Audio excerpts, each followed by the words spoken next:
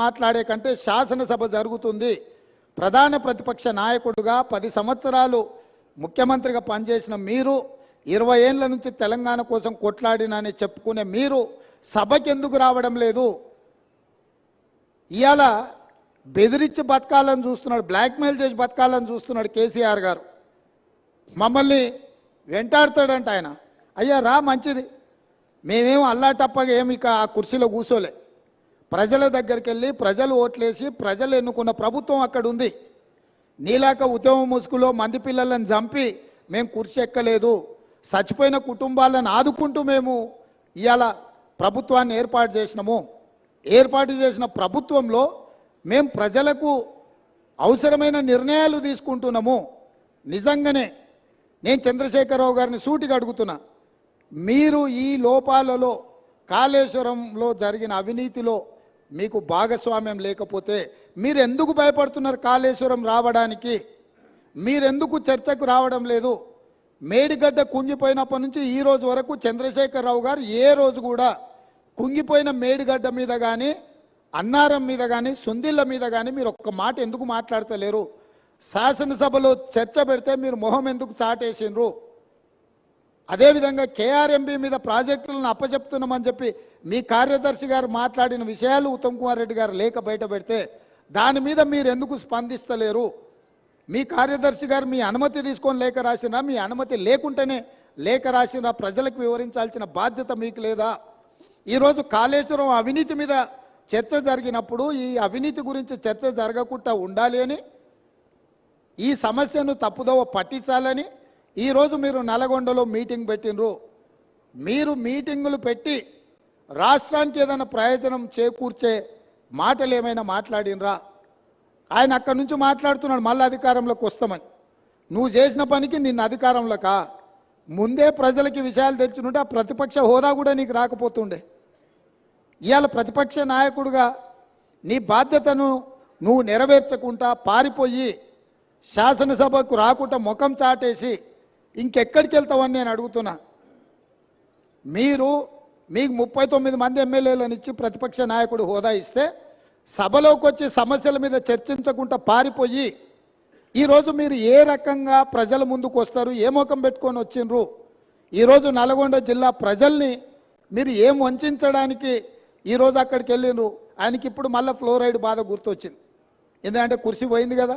కుర్చీ పోగానే కేసీఆర్కు గుర్తొచ్చేది నీళ్లు, నల్గొండ జిల్లా ఫ్లోరైడ్ బాధితులు.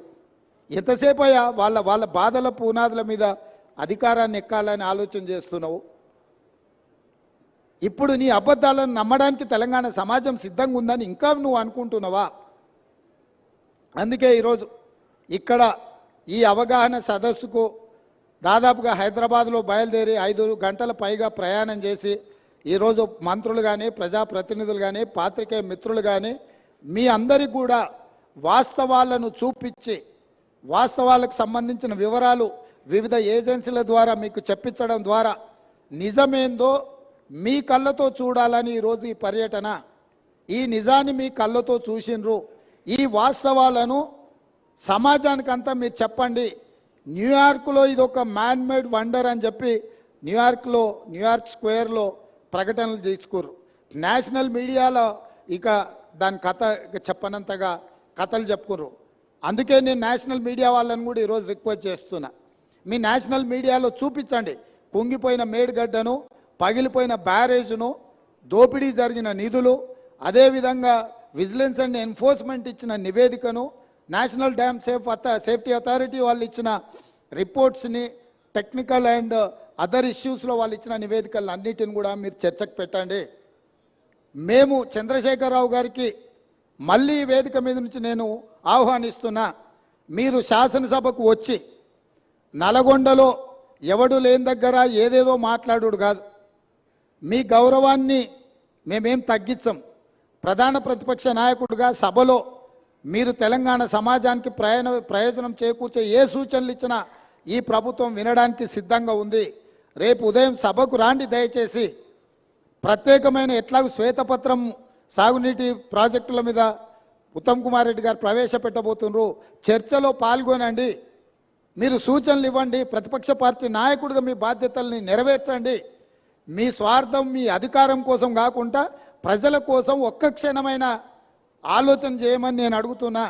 నేను మొన్న కూడా చెప్పిన, ఈరోజు చెప్తున్నా, కృష్ణానది జలాలు కేంద్ర ప్రభుత్వానికి అప్పచెప్పడంలో ఏనుగు పోయింది, తోక మాత్రమే మిగిలింది.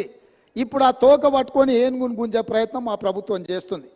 అన్ని పాపాలకు నువ్వే కారణం.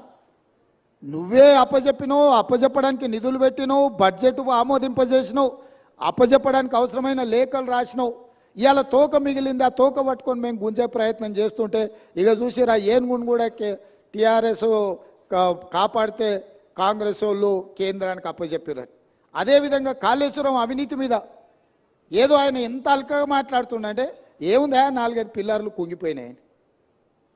అంటే ఆయన ఎంత బాధ్యతారహితంగా మాట్లాడుతుండు.